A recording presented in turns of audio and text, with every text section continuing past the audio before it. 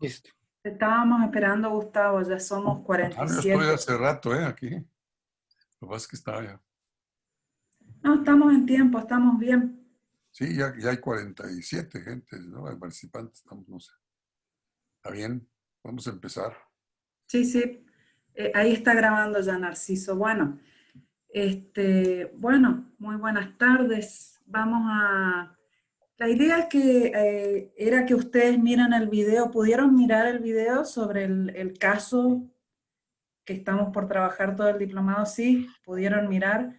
Entonces, un poco la idea del día de hoy es que ustedes hagan todas las preguntas necesarias para tener una idea total del caso, digamos, ¿sí? Porque con esto, bueno, van a trabajar todos los 3 meses. Así que, bueno, Mariana no pudo estar hoy porque está en este momento teniendo su nietita o nietito, no sé bien. Así que ella está acompañando a su hija y estamos nosotros todos con Beatriz, Gustavo y Georgina. Vamos a llevar adelante la clase.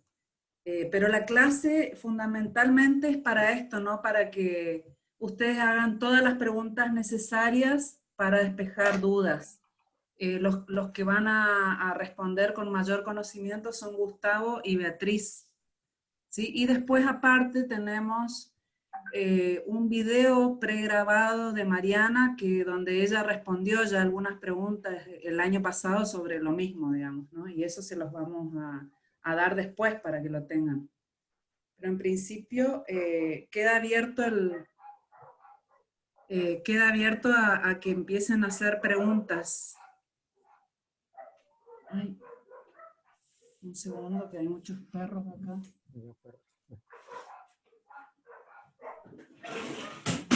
¿Pudieron verlo en forma individual o pudieron llegar a compartirlo en forma colectiva? Individual. Sí, Federico. A ver, el tema de levantar las manos, que a veces no se los ve, si pueden levantar la manito azul, la azul, que esa es la que permanece. ¿Saben cómo levantar la manito azul, no?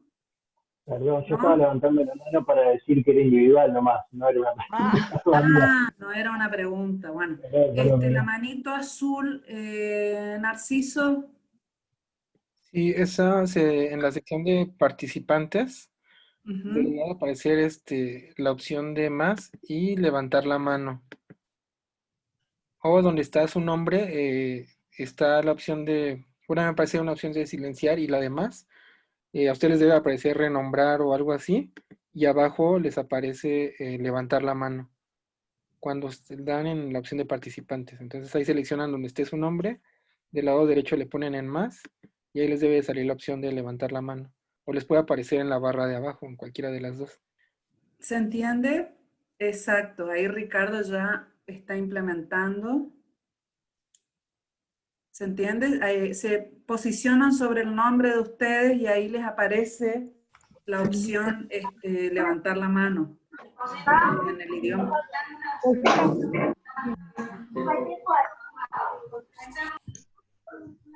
Eh, ¿Podemos comenzar con las preguntas? Sí, sí, Ricardo. Sí.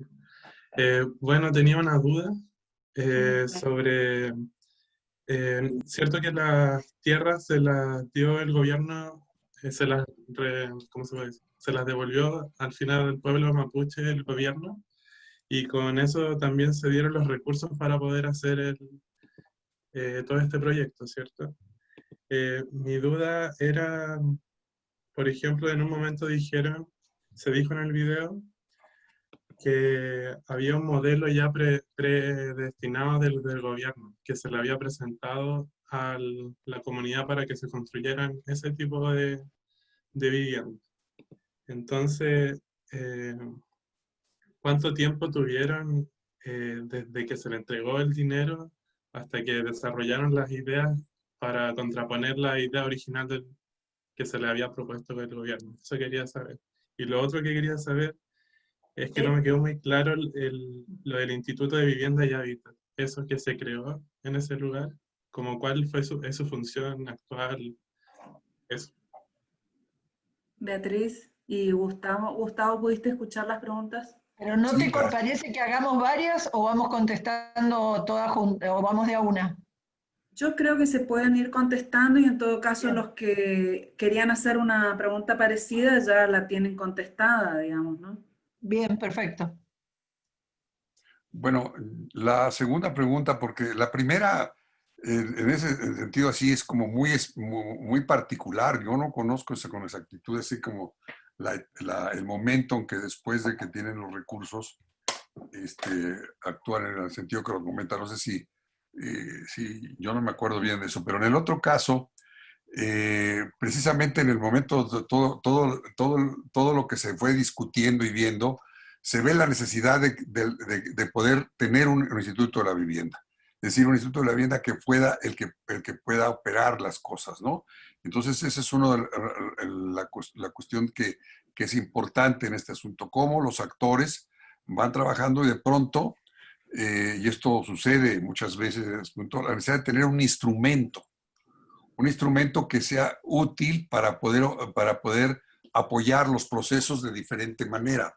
Puede ser un instrumento financiero, puede ser un instrumento que maneje lo financiero, que maneje los recursos que de alguna manera vienen de otra fuente, que sea el instrumento que apoye por medio de regulación o algún mecanismo de la situación, ¿no? Entonces, esto es la importancia de tener digamos, una institución de este tipo. Beatriz. Beatriz. Bueno, yo creo que la respuesta requiere hacer una reflexión. Ese es un proceso largo, no es una cosa cortita, no pasó en 5 minutos, ni siquiera en un año, pasó en mucho tiempo. Y se fueron articulando diferentes situaciones. Una era lograr, cosa que explica el video, una era lograr la ley que permitió la restitución de las tierras, que en este caso las tenía el ejército. Ese es un tema. El otro tema es que cuando se consigue la restitución de las tierras, se ve que la construcción del barrio podía reunir y requirió un acuerdo entre la población pobre de San Martín de los Andes, lo que le llaman vecinos sin techo, y la comunidad específica del pueblo mapuche que recibía esa tierra. Esa es una articulación. A la vez, en el gobierno nacional se estaban haciendo los planes federales de vivienda en ese momento y por lo tanto había una política de construir vivienda social, entre comillas. Eso es lo que plantean en el video cuando hacen toda esa historia de crítica a la vivienda. Intentan articular entre, en primer lugar, una crítica de los propios profesionales a la resolución de vivienda. Ustedes fíjense que se hizo un juicio a la vivienda social, entre las cosas que se planteó, donde fueron a ver esos barrios que se hacían en lugares lejanos, donde en lugares poco accesibles, estaban al lado de un basurero, todo eso está descrito en el video. Entonces vos tenés un proceso que no es solo ni de financiamiento, ni de una bondad que entrega la tierra, sino que hay un proceso de lucha popular, en este caso, entre la colectividad mapuche por la tierra y por la vivienda en ambos grupos, que consigue accionar lo que se llama incidencia en política, consigue accionar para que esos recursos puedan ser entendidos y direccionados para lo que ellos quieren proponer. Entonces, fíjense que ahí hay una serie de... ¡Wow! Ahí hay una serie de cuadros que plantea... ¿Esa soy yo, la que hace ruido? No, es No. Laura. Ahí ya está. Bien. Una serie de cuadros donde plantea multiactoralidad, de ahí el Instituto de Vivienda, con el cual el Instituto de Vivienda hay uno por provincias en la Argentina. Y entonces ese instituto es a través del cual se canalizan los recursos. Pero uno también tiene que convencer a los institutos, muchas veces, para que hagan otra forma de hacer política de vivienda. No sé si eso te contesta. Es sumamente interesante el caso porque es súper complejo de todas las movidas que hubo que hacer para lograr ese resultado que se está mostrando. No sé si te contesto. Ricardo. El nombre de... Ricardo. Sí, sí, me quedó claro. O sea, ahora entiendo que era como como un, ¿cómo puedo decirlo? Un instituto local que se necesitaba para esta área, para esta zona, para poder administrar No, no, no, mejor, ese ¿o no? existe, Ricardo, ese instituto existe. Puede haber aplicado cualquier otra política antes y cualquier otra Ah, cosa. Entonces, no solo que es la institución a través de la cual llega el financiamiento. Todas esas organizaciones tienen que presentar los papeles a través de esos institutos que llegan a las instancias nacionales y se adjudica. Pero todo eso es un proceso de incidencia, no es solo un trámite, no sé si se entiende. Ujú. vale, sí. Está presente en toda la Argentina, claro. Es parte Sí. de la red. Eso. Gracias, gracias. Bueno, acá tengo a Sebastián Becerra. Yo estoy viendo las manitos azules y por ahí Narciso, vamos intercalando todos los que dicen acá en el chat. Estaba Pablo, Bruno, Antonio, Antonio, y creo que ¿sí? Laura. Ahora está Sebastián Becerra. Hola, buenas, ¿me escuchan? Parece que sí. Sí, Sí, sí. Ya, mi pregunta va un poco en la misma dirección de la de Ricardo y tiene que ver con cómo se financia el proceso de participación. Si es que esto es una participación de quizás alguna universidad, si es que hay voluntariado, va un poco por ahí, porque igual acá en Chile de repente pasan este tipo de sucesos como donde se juntan muchas cosas, ya se convergen muchas voluntades políticas en un lugar específico y en un momento especial donde las políticas convergen y se puede realizar esto, pero esto es algo que quedó sistematizado para quizás poder replicarlo o hay que hacer un trabajo posterior para eso. ¿Cómo es eso? Por ahí va mi duda. Gustavo o Beatriz. Fíjate que yo no tengo información específica al respecto, porque eso sí no, a veces no son tan específicos en ese tipo de cuestiones, pero lo que sí sé es que hay un voluntariado, en una parte hay un voluntariado de trabajo. Después, lo que pasa es que, y aquí voy a generalizar, en casi todos los procesos se inicia de diferente manera.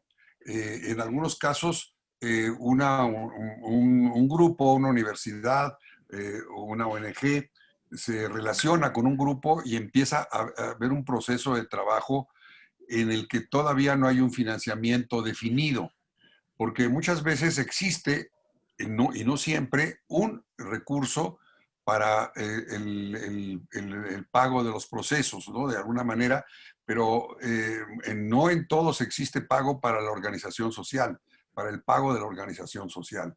Entonces, esto es uno de los grandes problemas que existe en esta situación.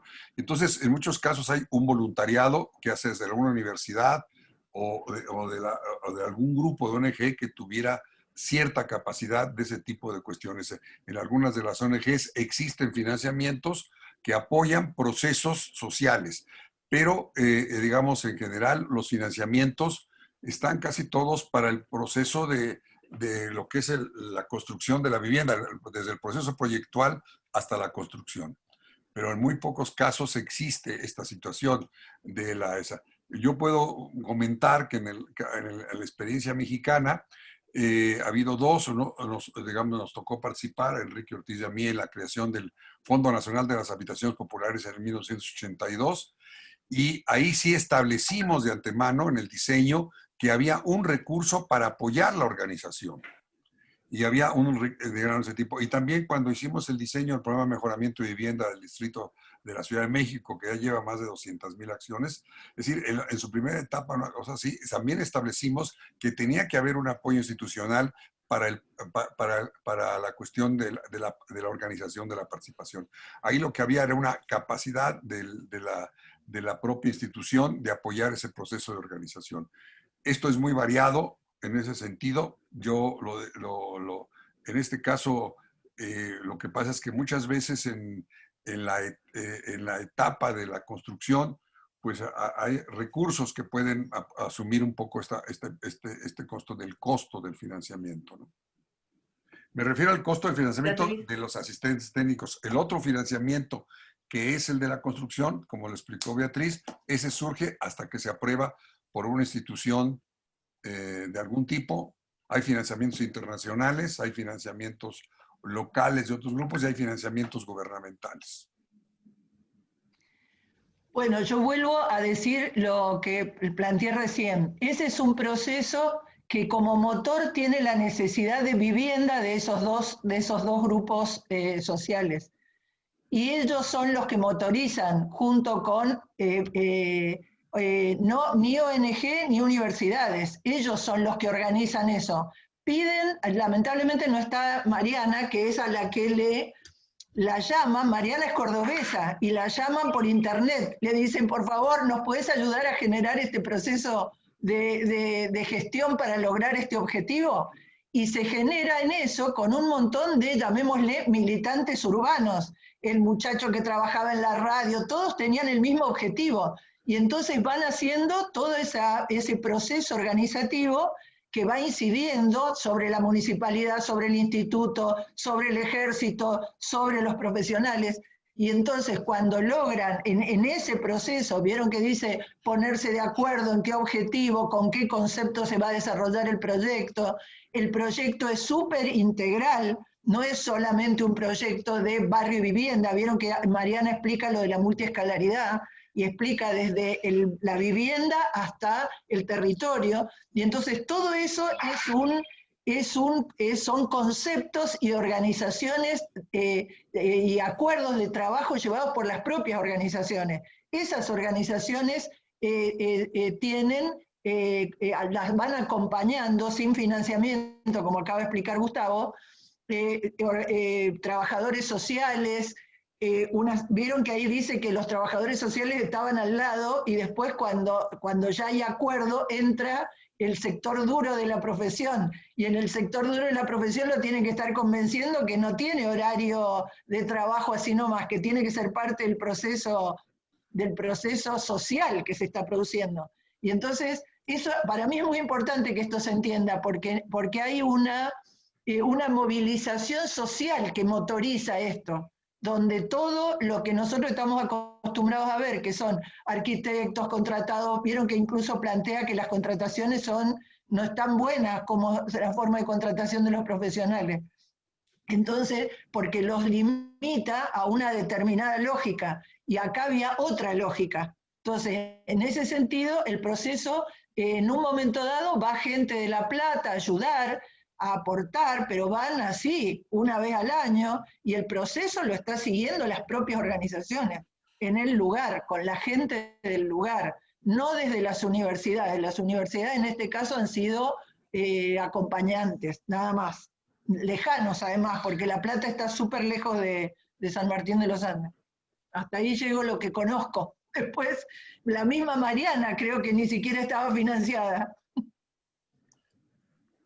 Yo quiero aclarar una cuestión, es decir, generalmente los grupos de muchos tipos, porque hay de muchos tipos, hay grupos que son un solo grupo que tiene necesidad de vivienda, hay grupos que pertenecen a movimientos más grandes y que de alguna manera también eso tiene mayor capacidad de poder, pero en muchos de los casos, se los ha pasado a varios, viene una demanda de esos grupos que pueden ser a profesionales aislados, a ONGs o universidades para que trabajen con estos grupos, ¿no? De alguna manera.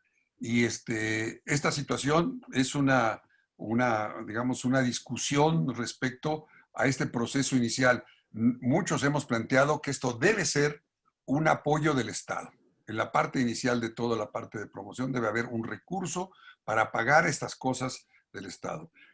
Las universidades pueden hacerlo de alguna manera, pero esto es muy problemático. Aquí Bela nos puede decir de otro caso, pero en nuestro caso, en la universidad, ha sido muy difícil porque los tiempos académicos no son los tiempos de los grupos y siempre ha habido un problema digamos, sobre todo cuando era de gran escala en mi escuela, que muchos de los grupos de los universitarios dejaron colgados a los grupos en ese sentido. Y entonces solamente hay que constituir grupos más especializados dentro de las universidades que puedan hacer este tipo de apoyos, ¿no? De alguna manera en esta situación y pueda ser más permanente. También Beatriz debe tener algún tipo de... Hay muchas y variadas experiencias. En las ONGs, generalmente nosotros teníamos un apoyo internacional para poder pagar el apoyo social, pero lo que llamó Beatriz, cuando llega la parte dura de que hay que hacer proyectos, ahí sí muchas veces se tenían los recursos del Estado para hacer la situación. O también las organizaciones llegaban a tener recursos, ¿no? De alguna manera, Claro. en ese sentido. Nosotros llegamos a pedir tener un recurso internacional para detonar los proyectos inicialmente. Un recurso muy pequeño, pero detonábamos los procesos para poder apoyar a los grupos. O sea, hay muchas modalidades de esta situación. Sí, yo aporto dos cositas nomás de lo que decía Gustavo. Nosotros como universidad, que llevamos más de 50 años trabajando en esto, tuvimos que crear en un momento una ONG paralela, digamos. Éramos todos los mismos. La ONG se llamaba Instituto para la Comunidad y el Hábitat, y a través de la ONG realizábamos todos estos trabajos de mejoramiento barrial y demás, y podíamos recibir financiamiento externo. A través de la universidad era muy difícil recibir, y una burocracia, etcétera, un desastre, digamos, ese tema. Por eso se decidió hacer esta ONG paralela, pero éramos todos lo mismo. Después otra cuestión es, por ejemplo, en Italia, que se creó la ley de participación. Y bueno, el otro día mencionaba también Mariana la ley, creo que en Bolivia, o no me acuerdo qué país, o Perú. Cuando hay una ley nacional de participación, hay un presupuesto para eso, destinado para eso. En Italia, por ejemplo, en cada comune hay una oficinita de la participación, por ejemplo, ¿no? Estudié bastante la ley esa porque me interesaba a ver cómo podíamos. Es más difícil acá. Entonces, desde el Estado ya se crean esas oficinas y ya hay presupuesto para los procesos participativos, digamos. Acá, en toda Latinoamérica, está más complicado eso, no hay un presupuesto destinado para procesos participativos, salvo el caso de las cooperativas de Uruguay, que ellos tienen previsto todo el tema de la asistencia técnica y demás, sobre todo asistencia técnica, no una cosa de llevar, bueno, Federico, vos sos de Uruguay, sí, por eso te veía hacer así. Ellos tienen previsto, ahora acá en Argentina se está peleando un poco el tema de la asistencia técnica, ¿no? Desde Habitar Argentina y demás están viendo un poco eso. Asistencia técnica, que no sé si es exactamente lo mismo que técnicos que lleven adelante procesos participativos, ¿sí? Ahí hay una diferencia. Yo quiero decir una cosa, un segundo. Las universidades, nosotros en nuestro caso, el Taller Libre de Proyecto Social desarrolla la formación en territorio. Por lo tanto, ahí desarrolla un aprendizaje de ese proceso de acompañamiento y participación con las propias, sobre la base de un acuerdo de trabajo con las organizaciones. Pero eso es formativo, digamos. Lo que para vos sería, para el que preguntó, sería financiado, en nuestro caso es parte de la formación de los estudiantes. En eso consiste la tarea. Claro, que hacen esta actividad para formarse, digamos. Pero no hay técnicos que se dediquen completamente a esto porque nadie les paga. Entonces hay que hacer otras cosas y aparte hacer en el momento por ahí que te queda lo que sea, procesos participativos, digamos, porque no está prevista la paga para eso. Es un punto clave ahí que hay que trabajarlo. Es muy buena esa pregunta. Georgina. Georgina. Voy. Yo más anotando, conozco el caso por las múltiples conferencias de Mariana, pero en este caso, más que apuntar cómo ha sido el proceso en lo particular, quisiera reaccionar de manera muy corta a dos elementos que me parecen más de corte metodológico. El primero, a propósito de la pregunta que hacía Ricardo sobre el tema del tiempo, Mariana, en un texto que ahorita buscaba rápidamente y no encontré, pero ella en un texto justo que llama algo así como de herramientas para este tipo de procesos, ella le llama a esta circunstancia la identificación de distintos momentos de una especie de espiral geométrico que permita entender que la circunstancia de las comunidades no es lineal, primera. Segunda, que es importante reconocer en qué momentos está, y una manera de hacerlo es tener muy claro que no cumplen con un proceso determinado, sino que van saltando de un momento a otro dependiendo de la circunstancia de cada caso. Entonces, anoto la palabra clave de identificación de momentos.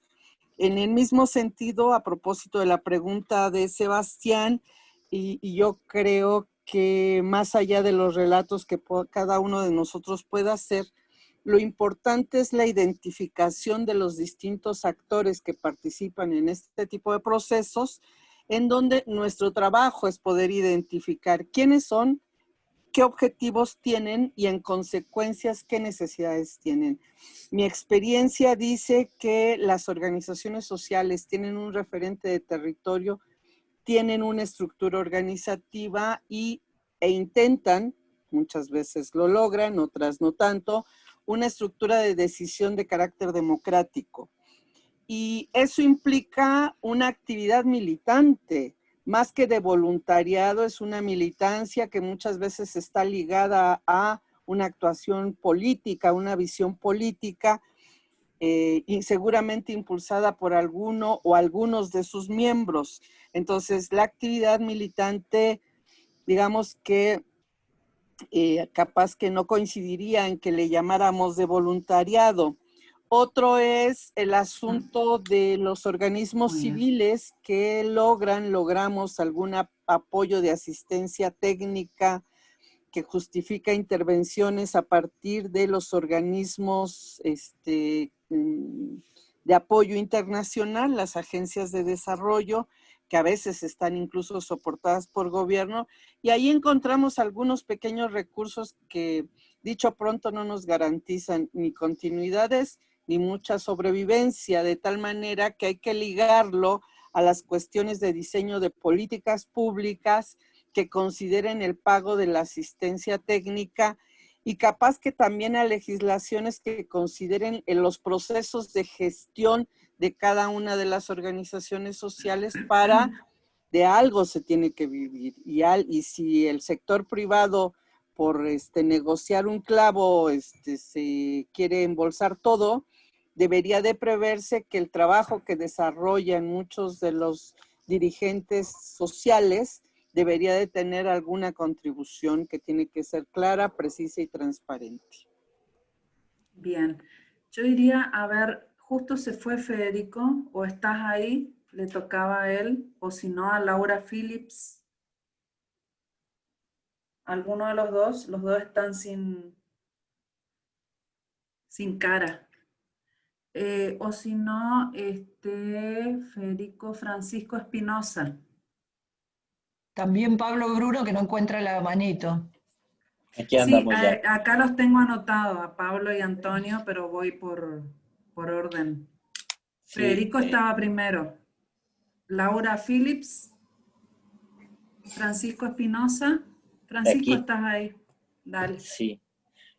Bueno, empezando por retomar el video que se solicitó, a mí me hizo mucho sentido en función de varias experiencias en las que yo he participado desde la UNAM, pero incluso desde la UNAM como estudiante todavía, porque creo que ahí hay cuando plantean este proceso de lucha de las organizaciones o de los grupos sociales, creo que ya se ha comentado que parece, o yo diría que también hay un proceso de lucha dentro de las universidades para posicionar esta práctica que tiene una carga política, digamos, dentro de la formación del futuro profesionista, ¿no? Y digo que me hace mucho sentido porque siendo estudiante yo empecé, de hecho así, es como me empecé a involucrar en estas cosas, ¿no? Con una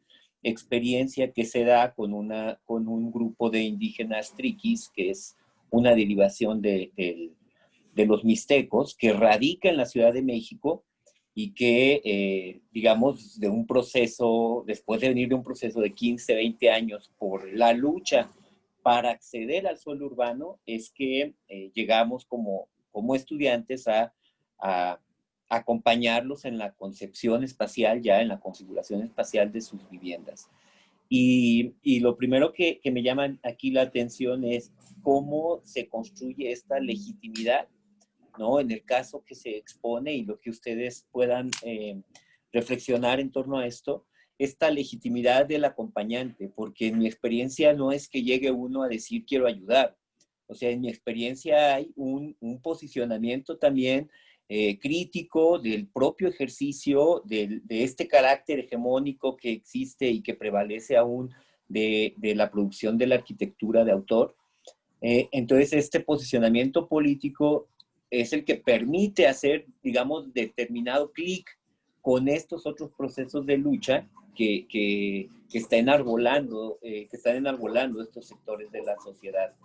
Y este sentido de lucha tiene que ver con algo, como bien lo comentaba Beatriz y como lo comentaba Gustavo, con algo más allá de la buena voluntad, con algo que orienta hacia esto que nos plantea Georgina, que es la militancia hacia una concepción del espacio, del territorio, y yo diría que en mi experiencia también, no sé, el video da cuenta de ello, que los tiempos efectivamente no son lineales, ¿no? Y algo que nosotros hemos acá denominado que los tiempos en estos procesos son policrónicos, es decir, no hay un tiempo que por más que una institución llegue a establecer en sus marcos operativos, en sus marcos normativos, y el INVI en México, el Instituto de Vivienda de la Ciudad de México lo hace, ¿no? Tú llegas, solicita vivienda y en 15 meses te darán la llave. Pero estos procesos no son de 15 meses, ¿no? Son de 15 años. Entonces, ¿cómo podrían reflexionar ustedes en torno a que la disputa es, al hablar de una disputa territorial, estamos articulando una disputa por el espacio y por el tiempo? Porque generalmente a los arquitectos nos hace ruido la cuestión del espacio, pero los procesos productivos, los procesos de gestión que siempre están también oscilando las necesidades, las prioridades, los conflictos internos, nos llevan también a esta situación. Y por otro, entonces, la cuestión de incidir en la política pública, creo que este aspecto que planteaba Beatriz es muy importante, de hablar de procesos formativos, porque nos pasa cuando queremos o cuando las instituciones dialogan con las estructuras gubernamentales, que creo que al hablar de multiactoralidad hablamos también de actores institucionales que tampoco son homogéneos. O sea, hay una heterogeneidad en relación a las personas que están del otro lado del escritorio, que a veces tienen la sensibilidad para entender que esto es un proceso que va más allá de un marco normativo, de una institución y de una asignación de recursos, ¿no? Y esto sucede, entiendo yo el gran esfuerzo que planteaba el maestro Gustavo cuando decía la configuración, cuando hablaba de la configuración del programa de mejoramiento de vivienda y del programa comunitario de mejoramiento barrial en México. Y el asunto es que llegan funcionarios que desconocen el sentido original o el sentido que dio pauta a esos programas. Y es también, creo que, otro escenario de lucha donde la formación de nuestros profesionistas en las universidades, el fortalecimiento, el acompañamiento de estos procesos debe favorecer a que en los programas lleguen personas preparadas, con experiencia y sensibles a este tipo de procesos. Me gustó muchísimo la experiencia que nos compartieron, y me parece que es un buen detonador para referir todos estos temas. Gracias. ¿Era una pregunta o una reflexión, Francisco? Una Solicitaba reflexión, más ¿no? bien sus reflexiones y sus puntos de Claro, vista. pueden ser preguntas Sí. o reflexiones, ¿eh? No Sí, necesariamente. se puede tiene que ser- reflexionar. No. Quería aclarar nomás porque me faltaba ahí el... Sí. De hecho, esta propuesta de este diplomado tiene mucho que ver con esto, ¿no? La formación de las personas que pueden llegar a trabajar como técnicos en el Estado o en cualquier parte, digamos, en este tipo de procesos. Y todas las cátedras que están en la red ULACAT también están en eso, digamos. Bueno, a ver, Federico volvió, ¿está? No lo veo, me parece. Bueno, entonces, Bruno, Pablo, ¿estás ahí? Sí, acá estoy. Muchas gracias. Bueno, sí, tenía una pregunta, la sigo teniendo, pero fue en gran parte respondida por Beatriz. A mí no, me llama mucho la atención la forma en el momento que se insertan los profesionales al proceso, un proceso que viene ya desarrollándose hace tiempo, y en un momento, bueno, cuenta Mariana que se insertan las profesionales ¿cómo se llama?, de las ciencias blandas, ad honorem, sin cobrar, militándola junto con los pobladores, con los usuarios, y después finalmente se insertan los profesionales de ciencias duras, que serían arquitectos y ingenieros, por lo que entiendo, ya con sus honorarios, después va fijado en los honorarios, con sus horarios, todo. A mí me quedó resonando eso, y la duda es, ¿qué pasa con estos profesionales que vienen, supongo, de la tecnocracia? Me imagino que son profesionales del Instituto de Vivienda, que vienen a insertarse en un proceso que lleva ya mucho tiempo, con sus idas y vueltas, con toda esta espiral que veníamos hablando, y que vienen con una lógica distinta, y que a su vez están cobrando, lo cual está muy bien, lo cual debería ser para todos, para aquellos que vienen militando la de antes, y para los que continúan, todos los que toman parte del proceso. En la duda vendría a ser estos profesionales que no están formados y que vienen con la lógica hegemónica patriarcal, cómo se insertan en este proceso que es tan distinto. A ver, yo no tengo respuesta, habría que ver a Mariana. Yo la impresión que me da por cómo se describe el proceso, ella sostiene que es un proceso que se va de autoaprendizaje de todos, no solo de la población que aprende gestión o tecnología o otro tipo, dice, es un aprendizaje de todos. Ahí ella va mostrando las lógicas organizativas, cuál es el motor, donde está el pueblo sin techo junto con la comunidad mapuche, hay una mesa política, ¿se acuerdan que hay un dibujo que está explicado así? Y va mostrando cómo todo eso va trabajando los momentos que explicó Georgina, que no son una cosa lineal, y entonces en ese sentido también tienen que sensibilizar, llamémosle así, a esos profesionales con otra formación. Y entonces cuando hacen el juicio a la vivienda, cuando hacen recorridas y visitas y debates, también es no solo. En realidad las organizaciones les están enseñando a los profesionales otro enfoque. Me parece que es eso. Después tenés que tener gente que tenga voluntad de hacerlo, porque si no se arma un choque muy grande. Pero entiendo que todo aquel que se involucró en ese proceso también va teniendo una disponibilidad cuando ve el propio desarrollo. Yo veo Sí, aquí bueno, perdón, ¿Quieres verla? Gustavo. Nosotros cuando hablamos de procesos participativos hablamos de que es esto que decía Beatriz, ¿no? Un proceso educativo para todos los actores que intervienen, digamos, ¿no? Desde el Estado, desde desde las organizaciones, los técnicos, etcétera. Es un proceso educativo que se va desarrollando en conjunto. A veces se llegan a modificar algunas de esas estructuras tan arraigadas, otras veces no. Es así como en todas las cosas. Pero si va quedando una semillita, ya uno está contento, ¿no? Gustavo, ¿querías comentar? Mira, lo que yo veo es que el caso que se presenta es sumamente rico e interesante por todo el proceso integral que lleva de lucha, de formación, de la participación de los actores, de toda de la intersectorialidad que se lleva y el crecimiento que se va dando todo eso. Eso es el verdadero. Pero las preguntas de los compañeros han estado centradas más en este aspecto de cuál es ¿cómo se llama? La manera como nosotros nos acercamos a estas cuestiones. Y esto es mucho más allá del caso particular. El caso particular es un poco lo que decía Beatriz, de alguna manera, pero hay muchísimos otros casos, ¿no? De alguna forma. Es decir, y esto lo venía pensando el otro día, hay desde el arquitecto individual o de un pequeño grupo proyectual que es llamado por alguien, por un grupo, para trabajar en un proceso de diseño. Es decir, tienen su terreno, tienen su recurso o lo están buscando y lo pueden conseguir y hay que hacer un proyecto. Un proyecto, en este caso, el asunto es que si aquí puede sucederles lo siguiente, que llegue un grupo de arquitectos, buena gente, abiertos, con ganas de trabajar en alguna cosa, y se abren al proceso de esto.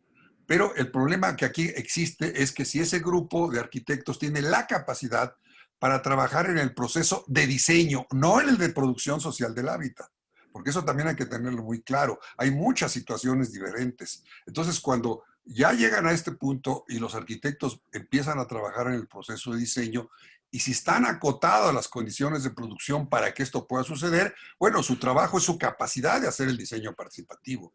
No necesariamente en ese caso, tiene necesidad de involucrarse en otros aspectos del proceso de producción más amplios o más complejos o más conflictivos.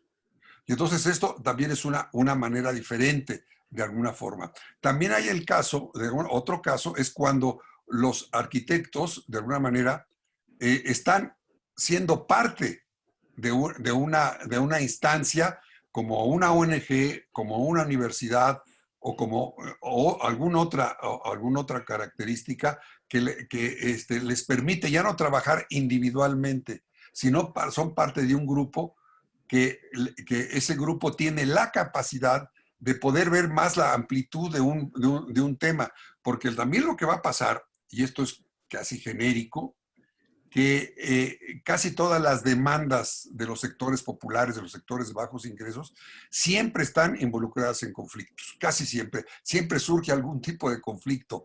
Y entonces esto sí nos lleva al proceso de producción social del hábitat, en donde hay que ir a otros aspectos,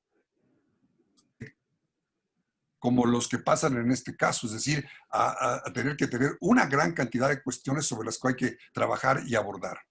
Bueno, entonces, en ese caso, los profesionales que están en esas condiciones pueden tener mayor capacidad de poder entrar a ese tipo de trabajo, ¿no?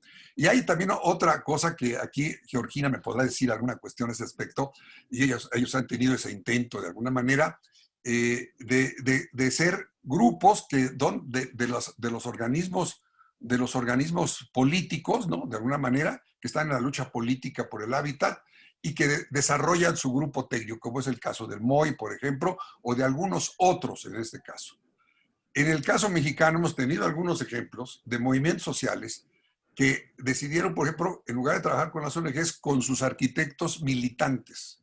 Pero sucedió que sus arquitectos militantes eran muy buenos políticamente, pero muy atrasados arquitectónicamente. Es decir, no sabían hacer diseño participativo. Y llegaron con su propia ideología tradicional a hacer los proyectos con los movimientos sociales. Y les hicieron unos proyectos, bueno, digamos de que fue un problema de conflicto, de terror, ese tipo de cuestiones, ¿no? Y esos tengo muchísimos ejemplos, ¿no? Entonces, el hecho de que el arquitecto tenía una visión política, el movimiento tenía una visión política, pero si el arquitecto no tiene una capacidad de entender bien lo que es la producción social de la vida, sobre todo el diseño participativo, pues medio va a servir en el asunto, o a veces como el burro que tocó la flauta le pega, ¿no? De alguna manera. Pero entonces no es tan sencillo el asunto. O sea, entonces hay muchas modalidades de esta situación. Me voy a la referencia de esta preocupación que veo muy importante en los compañeros de cómo los profesionales, los diferentes profesionales se acercan. Primero como el problema, los trabajadores sociales, los sociólogos, los ingenieros, los ecólogos, ¿no? Cómo se pueden acercar a esto y que puedan tener un recurso para poder trabajar, sobre todo en las etapas previas en este asunto, ¿no?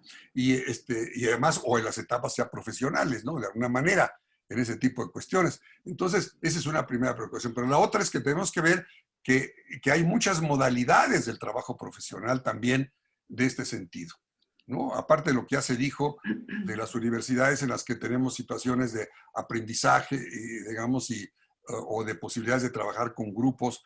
Nosotros, las ONGs en México, algunos días trabajamos muy articuladamente muchas veces con las universidades. Entonces esto nos permitía varias cuestiones de posibilidades diferentes.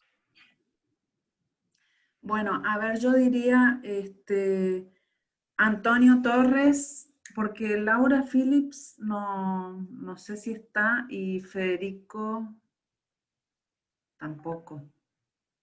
Antonio. Buenas tardes a todos. Hola, Antonio. Mi pregunta, después del fin de semana y vinculándolo con este video, creo que sigue relacionado con lo que te preguntaba la vez pasada, ¿no? ¿Cuál fue el impacto? ¿Cuál fue el resultado que se dio al final? En esta proyección de este video que habla sobre un barrio intercultural sustentable mapuche, y sobre todo toca el tema del derecho a la ciudad, no lo veo que pasa mucho como lo que platica pues Gustavo, ¿no? Es amplio el proyecto, la ambición que se genera en esa localidad. Pero desde el punto de vista mapuche, o lo que hablaba de dos culturas, que al final se toma esa iniciativa en los acuerdos sociales para un diseño barrial, habla de una intercultura, dos culturas, y sobre todo la mapuche, ¿no? Que hay que rescatar su identidad. Donde mi preocupación al hacer ese estudio, ese análisis en base a unas etapas de un proceso de una metodología, se llega a reflejar dentro de las imágenes que presenta Mariana, la intervención tanto de la diversidad, de la naturaleza, la integración de la comunidad, pero no veo al final esa identidad. ¿Dónde quedaron hablaba de dónde quedaron esos lotes sociales pobres? ¿Dónde quedaron esa irregularidad que existía? Donde esa gente que no ha sido atendida, ¿no? Donde pues yo hablaría más de un derecho al mapuche a ponerlo bonito por forma de una política, porque se genera una mesa política que se rige bajo normas que van a regularizar lo que se va a intervenir. Entonces, al final, sí se hizo un planteamiento, sí se hizo un diseño participativo, sí se tomó en cuenta la gente, pero para mí fue más un producto mercantil, porque al final de cuentas se logró vender hacia el turismo, se logró obtener un ingreso económico para la localidad, pero esa identidad sustentable que quería yo ver en cuestión se reflejara esa parte esa entidad mapuche, no lo vi. Vi que sí se mejoró. Al final de cuentas, nosotros, los profesionales, estamos regidos por una política. Tenemos las ideas, tenemos la inquietud, tenemos el compromiso, pero al final existe una norma que nos va a regir y nos va a decir qué hacer. Y eso al final también lo observaba porque se dieron 42 talleres en donde se habló de todo este tema de lo sustentable, la comunidad, lo intercultural, pero no se rescató esa parte que quiero suponer que es lo que peleaba el barrio, ¿no? Esa parte de identidad, que se sintiera propio, no tanto de que pues llegaran y que pues que marcaran bien que el camino para la parte peatonal, que la carretera para que no interviniera con las viviendas, con su recorrido, que se integrara, pero eso es mi preocupación, ¿no? Es lo mismo como en el caso de la ciudad de mis sueños, en donde retomamos ese derecho a la vivienda para la familia, donde hablamos de que no es una necesidad, pero es una problemática que se sigue sustentando en todos los casos que estaremos realizando, porque sí queda claro lo que es el diseño participativo, el proceso, pero al momento de dar un resultado es donde entro yo en conflicto, el choque de que no lo observo, no lo siento, no lo percibo, y esa es parte de mi pregunta, ¿no? ¿En dónde quedó? Yo tengo la impresión... Cuando al final yo observo que fue algo nada más mercantil y pues como tal. Dale, Beatriz. Yo creo que tenemos que mirar de nuevo el video, y hay un video que está subido de Mariana que nuevamente explica eso y va dando respuesta a varias de las preguntas que ustedes están haciendo. Me parece que a lo largo de toda la semana vamos a ir cerrando esto y después podemos seguir conversando todo el tiempo. Yo no compararía la situación de la Ciudad de los Sueños con este proceso, porque la Ciudad de los Sueños es una acción de erradicación de un barrio donde los trasladan a un lugar de prepo, y alguien se construye y se traslada a la gente a ese lugar. En este caso, hay un barrio que se desarrolla ese proceso de proyecto, integrando proceso de proyecto con producción social del hábitat, como explicó Gustavo, que es algo que hay que estudiar, estas dos situaciones y su relación. Tenemos que estudiarlas para comprenderla. Y en esa movida ellos consiguen que solo financien una parte del barrio, porque también existe la sociedad y existe la política. Por lo tanto, en un momento dado dejaron de financiar eso. En consecuencia, mercantil, ¿qué sería? ¿Que no salió del sistema? Y no salió del sistema, ya hemos visto eso, estamos en ese sentido no salió. Incluso cambiaron la correlación de fuerzas políticas que le permitió a eso lograr avanzar. Por otro lado, respecto de la identidad de la población hay que mirarlo con más atención, porque no sé si está suficientemente explicado en el video que ustedes vieron, ¿sí? En el otro, donde las casas de las familias mapuches son de una manera y con una lógica y para un tipo de producción vinculada de una manera a la tierra. Y la casa de la población sin techo, que es una población de otro origen y con otra mirada, es diferente. Y el barrio en sí tiene subdivididos secciones donde hacen cuestiones compartidas y cuestiones separadas. En ese sentido, es muy avanzado en cuanto a una articulación intercultural, pero hay que meterse más adentro en el proceso para comprenderlo, porque recién estamos como... El video de Mariana explica método e intenta explicarlo en una práctica, es muy complejo. Entonces tenemos métodos por un lado y ahora estamos intentando ver cómo fue en este proceso. Listo. Sí, yo quería decir que, bueno, primero aclarando lo que ya decía, esto no es mercantil. Mercantil es que se vendan las cosas. Por eso hay dos políticas en los estados. Una, la vivienda de autoproducción, que es la que se produce por los propios actores, es decir, no se vende. Y la otra es la que producen unos para vender, ese es un proceso mercantil. Yo vendo. Yo tengo una cosa para vender, ese es un proceso mercantil. No es que esté dentro del sistema, porque como dijo Beatriz, no nos podemos salir del sistema, yo se los he dicho, las condiciones de producción no se pueden salir uno de las que están. Puede uno luchar contra de ellas y lograr algún cambio, y que de pronto se refleje en un cierto grupo de proyectos, pero nosotros no podemos modificar las condiciones de producción. Esas están establecidas, güey. O lo que pasa es que hay, digamos, inclusive la autoproducción es de muchos tipos. Es desde los grupos de bajo ingreso hasta los muy ricos. Los muy ricos autoproducen su vivienda, ¿no? De alguna manera. Pero también hay otra cosa que es muy importante que a veces se olvida. La mayor parte de la autoproducción de las ciudades y sobre todo de las ciudades, ¿no?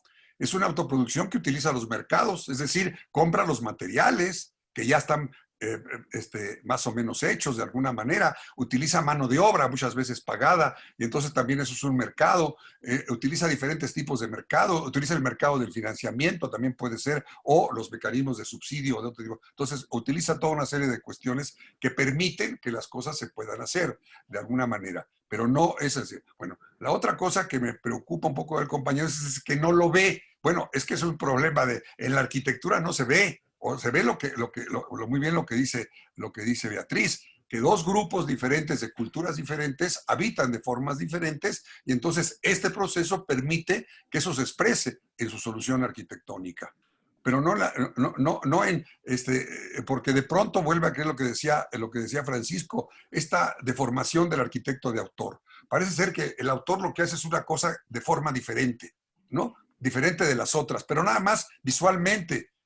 Eso, cuando lo importante de estos procesos es precisamente todo el proceso. Dice Henry Sanoff, un extraordinario y un pionero del diseño participativo en los Estados Unidos y de la participación social, ¿no? El discípulo de Dewey, que es el equivalente más o menos a Pablo Freire en América Latina, y él es en los Estados Unidos, un gran luchador social. Es decir, en este tipo de cosas él decía, lo más importante de un proceso participativo para las personas, para las gentes, no es la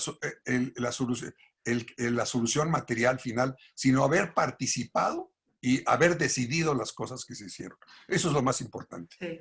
Porque si no empezamos a confundir las cosas en ese sentido, a pesar de que yo insisto mucho que evidentemente la arquitectura, el urbano se tiene que decidir materialmente, ¿no? Pero no con una situación especial, sino de este punto. Yo creo que esto, lo que, vuelvo a insistir, este caso lo que presenta es cómo se puede hacer todo un proceso social, una problemática existente en la que se lleva a cabo un gran proceso de lucha, una gran articulación de actores, un gran logro de llegar metiendo una serie de cosas para poder hacer a este barrio, que realmente es un barrio, porque está construido por la gente en un momento dado, ¿no?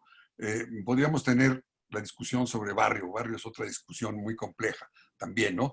Pero, ¿qué es un barrio y cómo podemos establecerlo o no? De alguna manera. Entonces, yo creo que esta es una de las cuestiones que estarían ahí, que tendríamos que ver precisamente cómo este proceso llega. Y esto es importante, lo que decía el compañero, que entonces lo veamos, que lo que él decía, a ver si hay realmente una contradicción entre lo que se termina en esta etapa, porque esta etapa va a seguir, ¿no? Esto es lo que pasa de alguna manera, ¿no? En otro momento vamos a contar el caso de Palo Alto en México, que lleva 4 etapas en 15 años, ¿va? Y entonces eso también es variable en esa situación. Sí, bueno, Antonio se fue ahora me parece, o cayó o algo, pero sí quería comentar también el tema, yo no trabajé con mapuches, pero sí con tobas, que son los originarios del norte de la Argentina, y el tema de la identidad de los tobas en este caso, o mapuche, tal vez él tiene una imagen de la identidad de los mapuches que no la vio reflejada, pero hay que ver cuál es la identidad que esos pueblos originarios tienen de ellos mismos, o qué es lo que ellos quieren en ese momento en que están atravesando ese proceso participativo. Yo tenía la imagen cuando trabajaba con los tobas, que, bueno, estábamos haciendo el diseño urbano además, y bueno, íbamos a conformar lotes comunitarios y demás, porque así supuestamente viven los originarios, ¿no? En comunidades. Y ellos no querían saber nada con los lotes comunitarios, querían cada familia su lote y demás. O sea, uno tiene, el técnico, ¿no? Tiene un imaginario de cómo deberían ser las cosas, y después trabajás con las familias y resultan otras cosas, digamos, ¿no? Que por ahí para Antonio era que no se veía la identidad de los mapuches, pero evidentemente ellos trabajaron ahí, decidieron cómo querían vivir. Se ve eso en el proceso, digamos. O sea, esa es su identidad actual. Es lo que ellos decidieron en este momento cómo vivir. Bueno, quería agotar eso nada más. Y después Andrea Muñoz quería hacer un comentario también sobre lo interdisciplinario. Andrea, ¿estás? Sí, estoy por aquí.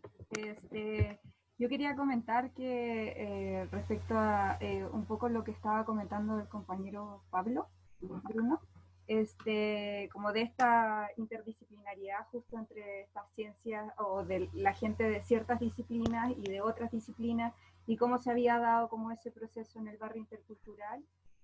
Según yo entiendo, justo había o sea, que al principio habían algunos profesionales que no habían trabajado de manera participativa y que en ese proceso de trabajo en donde comentaban que era de aprendizaje, de interaprendizaje, no solamente estaba este trabajo como intersectorial, sino también interdisciplinar, en donde las personas de las distintas profesiones también tenían que, empezaron a ver cómo colaborar en ese proceso. Entonces también hubo un aprendizaje para ellos como muy importante, desde, por ejemplo, valorar a lo mejor lo que decían las compañeras de ciertas disciplinas, a lo mejor de trabajo social, o etcétera. Entonces, bueno, por lo menos a mí eso fue una de las cosas que como que más me impactó, pensando como en el caso, porque creo que, bueno, no sé, yo que vengo de la psicología, hay veces que uno se enfrenta en ese trabajo de quién tiene la razón, y entonces cómo se crean lenguajes comunes, ¿no? Cómo logramos crear un lenguaje común que nos permita construir un proyecto en conjunto, que no solamente sea de los que se supone que tienen la voz primordial o la voz prioritaria porque son de cierta profesión, y entonces entender que hay que hacer ciertos pasos y que es necesario que a lo mejor pues yo me sé algunas cosas, pero a lo mejor el otro o la otra persona pues sabe otras cuestiones, ¿no? Que también son importantes. Entonces me parece importante como recalcar eso. Creo que pues nos vamos a ver enfrentados justo a ese tipo de proceso si estamos en esto. Bueno, y si queremos como construir de manera colectiva. Eso quería decir. Tal cual. A ver, digo quiénes son los que quieren preguntar porque hay muchos comentarios también acá, pero está Gerardo Monroy primero, después Ismael, después Jacqueline, que me está pidiendo acá con mucho entusiasmo, digamos, con mucho énfasis. Francisco Espinosa volvió. No es que volvió, él está, Federico es el que no está. Y bueno, ahí estamos. Gerardo, acuérdense que estamos ya en 20:39, ¿sí? Nos quedarían unos 30 minutitos para ir cerrando estas preguntas, a ver si nos ajustamos al horario. ¿Querés preguntar alguien le quiere dar el lugar a Jacqueline porque quiere preguntar ya, parece? Adelante, Jacqueline. Jacqueline. Muchas gracias, un gusto con todos. Dentro de lo que estamos conversando y de lo que estamos aprendiendo, mi pregunta es que en base a todo el proceso de cambio, ¿verdad? Los actores, sus pensamientos, sus acciones son los que determinan estos procesos de cambio. Y en ese sentido, ¿cómo ir construyendo al ser humano consciente para generar ciudadanos productores de este modelo de desarrollo sustentable donde se busca garantizar estos derechos? O sea, que luchemos, trabajemos para disminuir estas brechas de desigualdad. ¿Cómo poder la ideología del ser humano? Porque yo pienso que esto va un poco más allá de ser arquitecto, ser ingeniero, ser antropólogo. Es un tema de ser un consciente. Y cómo ir generando estas sinergias del cambio utópico del sistema. Es necesario el cambio de los medios de producción, porque sí lo ha habido alrededor del... O ir por el apropiamiento de los medios por parte del pueblo para democratizar el acceso a los derechos. Entonces, ¿cómo hacer que las leyes se transformen en realidades? Nosotros tenemos la Constitución nuestra, fue una de las primeras en incluir a la naturaleza como un sujeto de derechos. Y dentro de eso teníamos un Plan Nacional del Buen Vivir que se ha venido tratando de rescatar la ancestralidad y toda la garantía de los derechos del ser humano, de la naturaleza. Y en eso las leyes están, pero de las leyes a la realidad hay un abismo. Entonces, tenemos representación política. La representación política existe. Tenemos Consejo de Participación Ciudadana, hay una ley de comunas ancestrales, donde esta ley garantiza todos los derechos y respeto de las relaciones interculturales de estos pueblos originarios.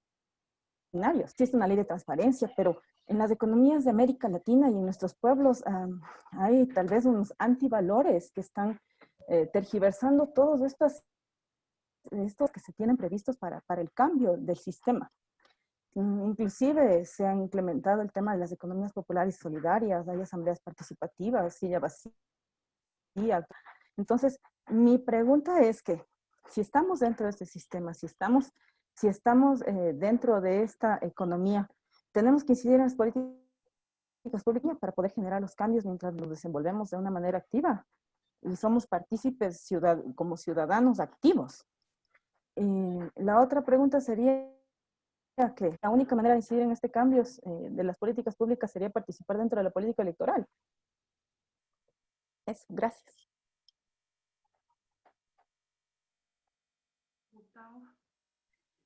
La primera pregunta no la terminé de entender porque justo se cortó un poco, pero no sé si la entendiste, Gustavo. ¿Cómo Sí, transgredir de la el política, cómo también, finalmente, para intervenir en esto, en qué tenemos que intervenir, y entonces ya terminaba si también esto, si la intervención en la política electoral tiene alguna posibilidad. Bueno, lo que pasa es que yo veo ahí, digamos, varias cosas, ¿no? Varias cuestiones que surgen y que es a veces complejo, a lo mejor vamos a ir aclarándolas, porque hay muchas dimensiones de la situación, ¿no? Hay, digamos, muchos planos, muchas articulaciones y muchas situaciones que se dan de relaciones en estos procesos de producción complejos. Y yo creo que es parte de lo que vamos a tener que construirnos, ¿no? Construirnos este sistema en el que estamos. En este caso estamos hablando del sistema vivienda y del sistema hábitat, ¿no? El sistema, digamos, en este sentido, pero que también este sistema está articulado con otros sistemas, ¿no?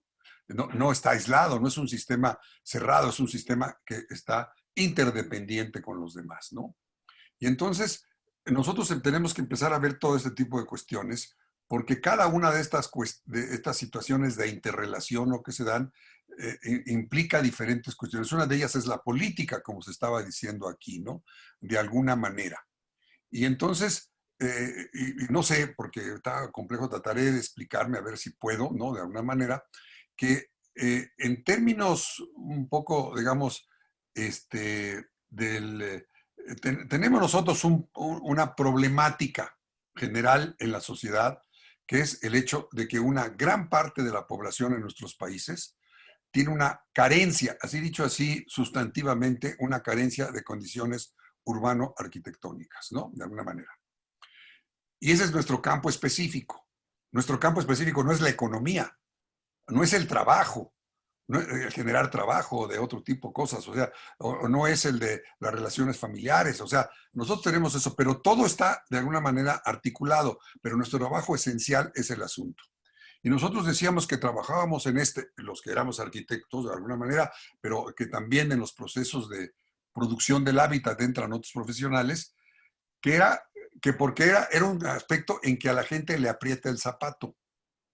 Y como dicen, en el asunto que cuando te aprieta el zapato, pues caminas, ¿no? De alguna manera tratas de resolverlo, porque es muy difícil, por ejemplo, ir a las comunidades y tratar de resolverles problemas que ellos no tienen mucha conoción o no les importan mucho en ese sentido o no tienen prioridad, ¿no? Uno de esos equipos que tenía ese tipo de orientaciones es Techo. Techo llegaba porque lo que le interesaba era hacer desarrollo de la comunidad, y entonces ya les hacía una casa o les hacía un edificio comunal, y de ahí motivaba la situación, pero en realidad su objetivo era el desarrollo comunal, bien o mal, eso es otro asunto que no estoy discutiendo, ¿no? De alguna manera, pero trataba de motivar, o sea, ¿de qué manera? Porque eso es muy difícil. Uno va a una comunidad y les puede decir, oye, están ustedes muy mal esto que el otro, y si no les interesa, es muy complicado el asunto, ¿no? Entonces, la cuestión. Pero si los que estamos de alguna manera, si vamos a partir de que nos involucramos principalmente en las necesidades y las demandas que los grupos de población, principalmente de bajo ingreso, porque también algunos medios tienen esta problemática en serio, ¿no? De alguna manera. Y entonces, ¿cómo podemos nosotros participar con ellos, ¿no? De alguna manera. Y esto tiene varias dimensiones, ¿no? De alguna manera. Una de ellas es la dimensión política que se estaba diciendo aquí. evidentemente, lo ideal sería que todos nosotros los profesionales tengamos, lo que decía la compañera, una visión crítica de la situación social, una visión crítica de los grandes problemas actuales de la desigualdad, del cambio climático, ahora con el COVID y todo ese tipo de cosas. ¿Cómo podemos nosotros trabajar en esa transformación de la sociedad, también trabajando en nuestro campo específico? Esa es una cuestión, de alguna manera. Eso sí, eso es evidente de alguna forma, ¿no?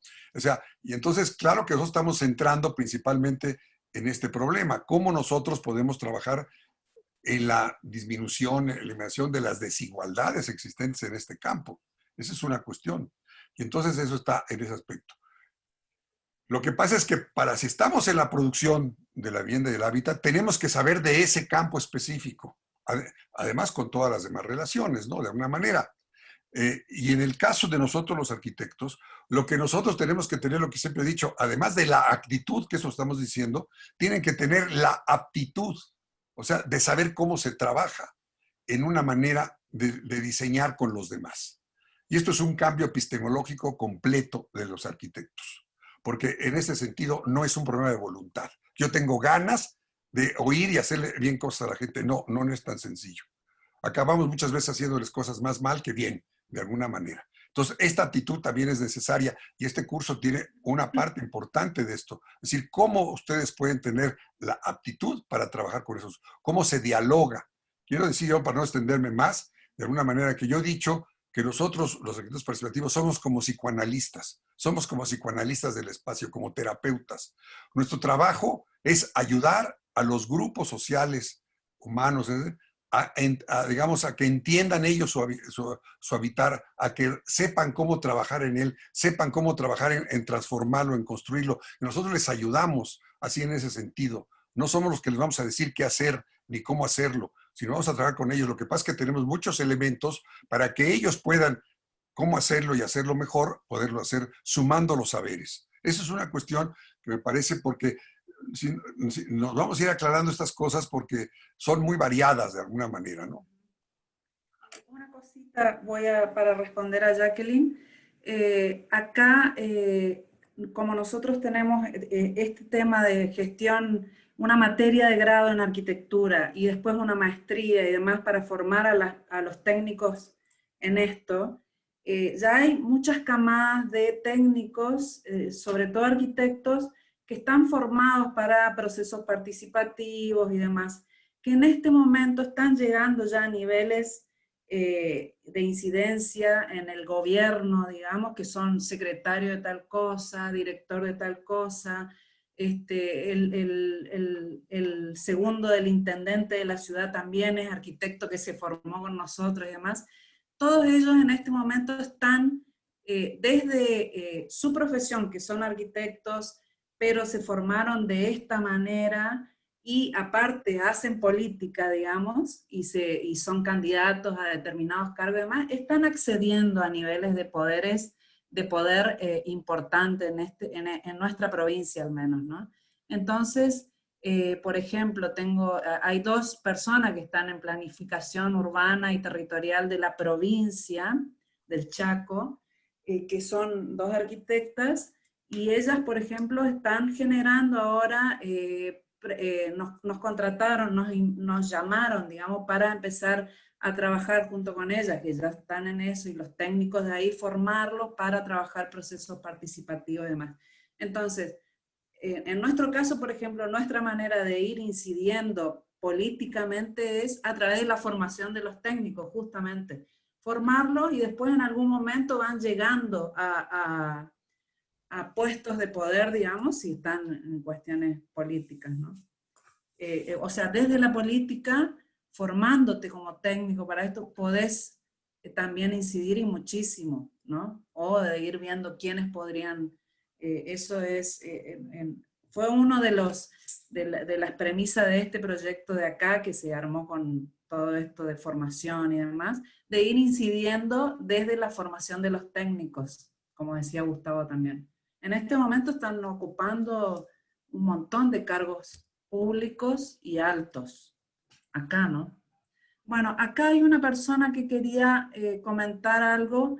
Lo que vamos a tener que tratar es de hacer cortito todo, porque hay varios Gerardo, por favor, que está esperando hace como 1 hora.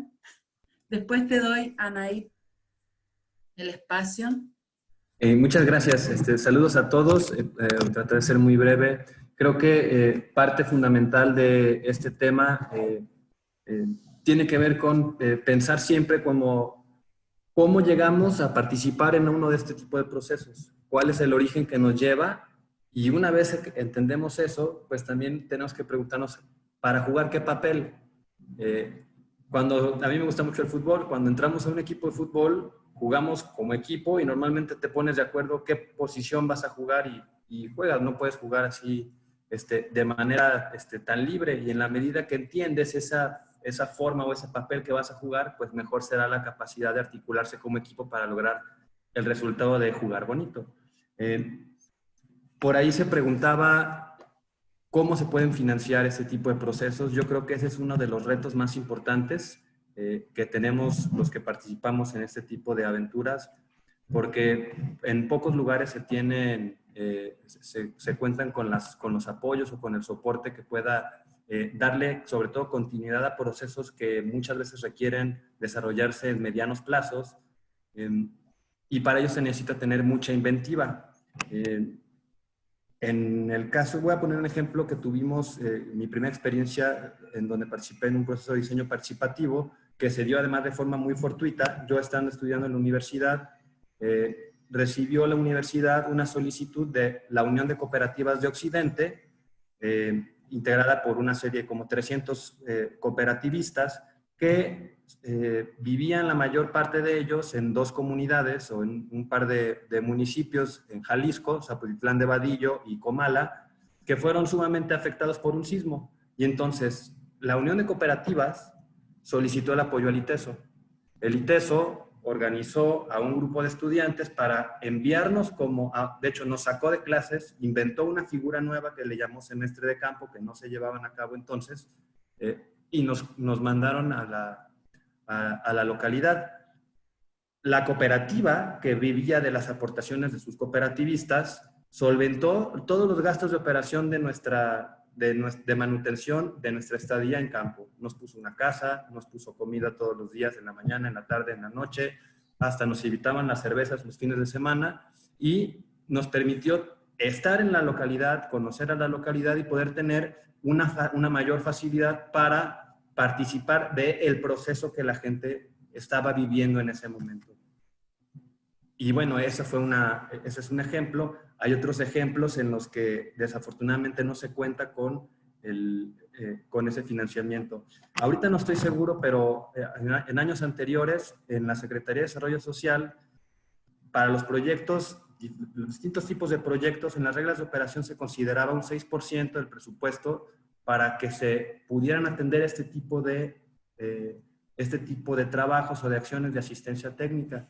Desafortunadamente nunca se dirigían a los grupos que llevaban a cabo estas acciones, sino que era una parte del presupuesto, al menos así sucedía aquí en Jalisco, era una parte del presupuesto que la propia secretaría administraba para con eso pagar trabajadores eventuales dentro de su mecánica de administración. Entonces, pues sí, es un reto bastante importante. Coincido que de pronto hay un fondo de militancia, porque quienes hemos participado de este tipo de trabajos, muchas veces hemos financiado nosotros mismos las acciones que realizan nuestras organizaciones o los compañeros con los que llevamos a cabo los trabajos. Un comentario nada más para que les digamos a los compañeros, como al compañero actual, que es de la zona de Jalisco y Guadalajara en México, que digan su país y su zona y su región, porque la compañera anterior parecía hacerse de Bolivia. Yo más o menos creo que era de Bolivia por lo que dijo. Jacqueline, nada más, pero sí que nos digan de qué país y qué región son, porque si no, los demás no saben exactamente las geografías locales, ¿no? Y para terminar, coincido con lo que decía Jacqueline, un poco la interrogante que hacía. La manera en cómo se hacen las cosas es un acto político. No se necesita entrar en el tema electoral, que esa es una cuestión particular. Que a lo mejor también es importante formar parte en algunos casos, ¿no? Pero en este caso, la manera en cómo en cómo se hacen las cosas, cómo deciden hacer las cosas, es el acto político que permite que otro tipo de personas que no necesariamente están acostumbradas a ver este tipo de formas, de mecánicas, de participación, pues puedan tenerlas como referente y eventualmente puedan replicarlas. Buenísimo, Gerardo. Bueno, a ver, acá hay varias manitos que se bajaron, porque no sé si por la hora o porque ya se les respondieron las preguntas. Queda Francisco. Yo creo que como estamos sobre la hora ya, con la pregunta de Francisco, iríamos cerrando, ¿sí? Y como decía Beatriz hoy también, este video que no lo vieron todavía ustedes, hay un video que Mariana responde un montón de preguntas sobre el caso específico, que era la idea de hoy. Sí. No, Anaid me pidió que no va a hablar porque tiene complicaciones en internet. Le estoy respondiendo a Narciso. Entonces, Francisco, vamos a tu pregunta y... Sí, yo quedé un poco enganchado con el tema de la identidad y con el tema de cómo ésta se manifiesta espacialmente. Creo que hay elementos para poder ver que son productos espaciales diferentes, aunque el tema del producto espacial está ahí latente, ¿no? Y creo que tiene que ver, no sé, a reserva de fortalecer con los comentarios que tengan acerca del sentido a veces también folclorizado que tenemos del aspecto identitario, ¿no? O sea, pensar que la identidad no es algo estático, es algo dinámico, y que la identidad mapuche, como cualquier otra, no es estática. Entonces, no podemos encontrar aspectos ornamentales de la identidad en la producción espacial. O sea, creo que hay muchos elementos que sí están ahí. Yo creo que yo sí los pude percibir, y creo que a reserva de, no quisiera contradecir al maestro Gustavo, pero sí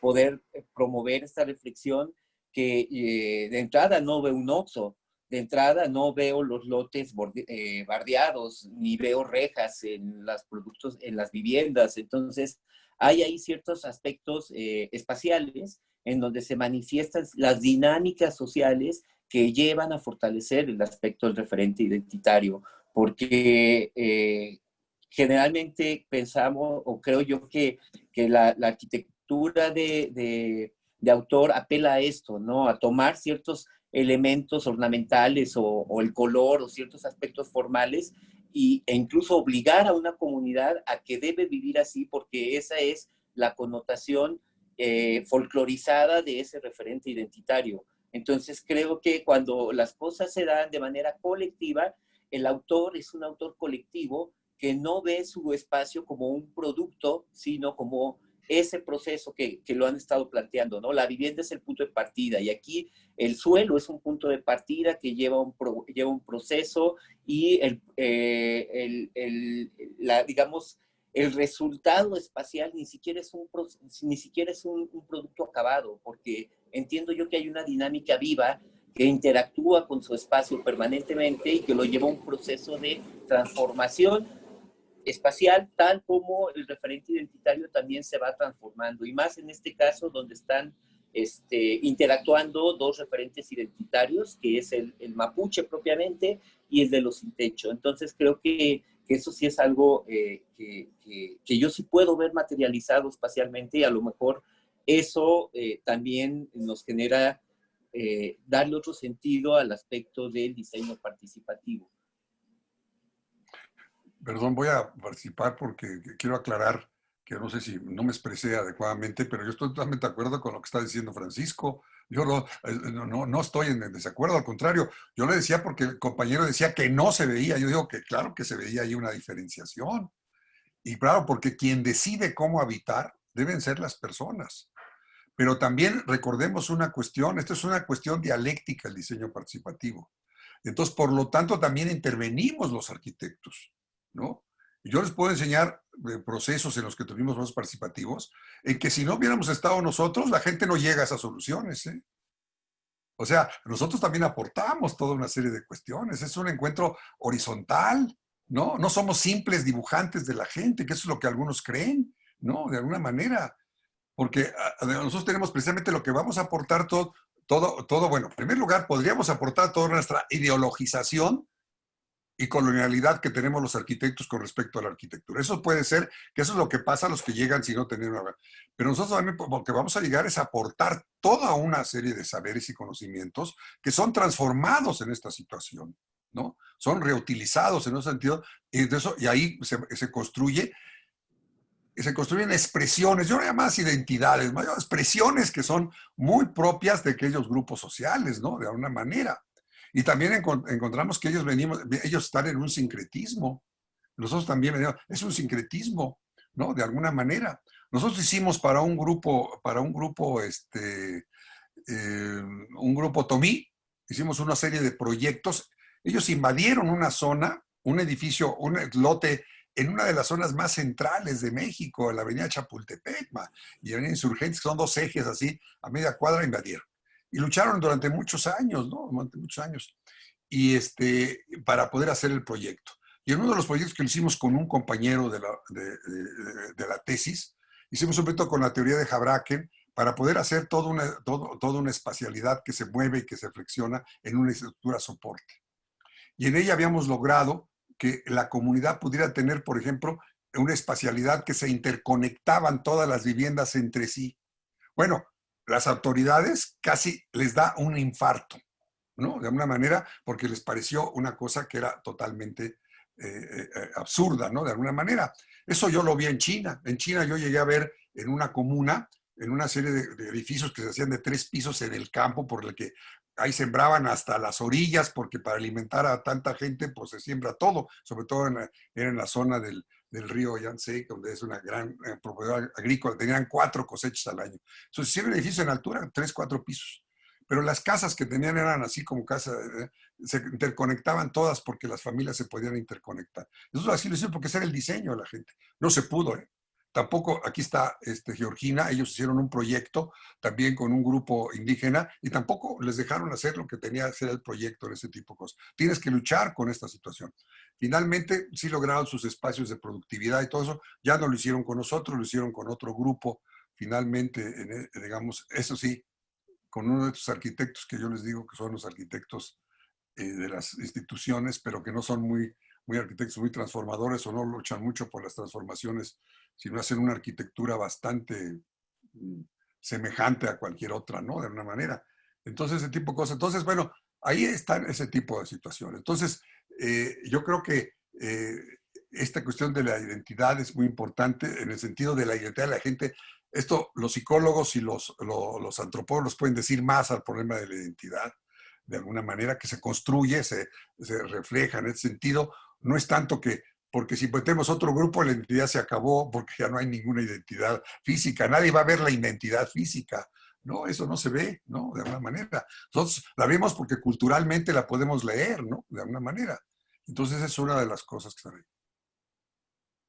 Bueno, a ver, Verónica quiere hacer un comentario rápido, dice, y creo que ahí estaríamos cerrando la noche. Acá es de noche. Verónica. Sí, muchas gracias. Bueno, yo lo que quiero decir así muy rápido, retomando las reflexiones de nuestros compañeros y sobre todo en esto de la identidad y nuestra participación en todo este proceso de la gestión social sustentable del hábitat, y sobre todo retomando un poco de lo que decía Jacqueline, es que nuestro papel, bueno, desde nuestras trincheras, los que somos arquitectos, los que son antropólogos, bueno, es una parte de todo un equipo de muchas disciplinas, ¿no? En las que tratamos de, sobre todo, hablando esto de sustentabilidad, de establecer una reflexión crítica ante el derecho de los sujetos que están involucrados en un determinado contexto con tantas complejidades. Entonces, si nosotros jugamos precisamente este papel de ser críticos ante el derecho y las posibilidades de dar la voz y la pauta a quienes están viviendo esos espacios tan complejos, estaremos entonces realmente realizando un ejercicio que lleve a estos grupos a un reflejo de sus decisiones en un espacio y que nos va a hablar de una verdadera sustentabilidad. ¿En qué medida? En que estos procesos los lleven a expresar lo que ellos entienden por su sustentabilidad y cómo esos espacios pueden llegar a ser sustentables de acuerdo a sus propios modos de producción también, y cómo estos están entrelazados para formar, pues, no solamente sus viviendas, sino efectivamente su hábitat, ¿no? Entonces, bueno, para resumir, creo que esta mirada crítica desde todas las posturas, como arquitectos, como antropólogos, como todos los que estamos en juego, es una cosa fundamental y que en mi particular postura se tiene que ver a través de la cultura particular de ese grupo, incluso de su mismo pasado, porque es hacia el tiempo también, ¿no? Desde cuándo ese grupo mostró la sustentabilidad de su territorio, porque el territorio es como un cuerpo más, ¿no? Es un ser más, que también tiene una expresión y tiene unas posibilidades que también entran en diálogo. Hasta ahí. Verónica, ¿podés decirnos tu profesión y de dónde sos? Yo soy de México, de Acapulco, Guerrero. Ahorita estoy en Canadá y soy arquitecta. Ajá. Déjame terminar nomás con una cosa de un objetivo. Es muy importante que recordemos que uno de los objetivos que planteamos desde el primer, ¿cómo se llama? Dentro del primer curso, y Mariana ha sido también enfática en ello, es que pretendemos también de que los participantes también, por un lado, nos constituyamos más en una red de intercambios de conocimientos, pero de relaciones, y también a la articulación a las redes ya existentes. El hecho de que este seminario se pueda hacer es porque está construido, nosotros casi todos somos miembros de HIC, de la Coalición Internacional del Hábitat, ¿no? HIC por sus siglas en inglés, HIC América Latina.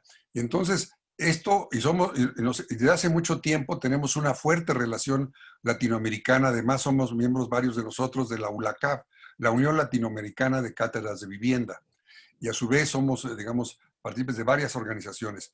Esto nos ha permitido tener este conocimiento y esta fuerza.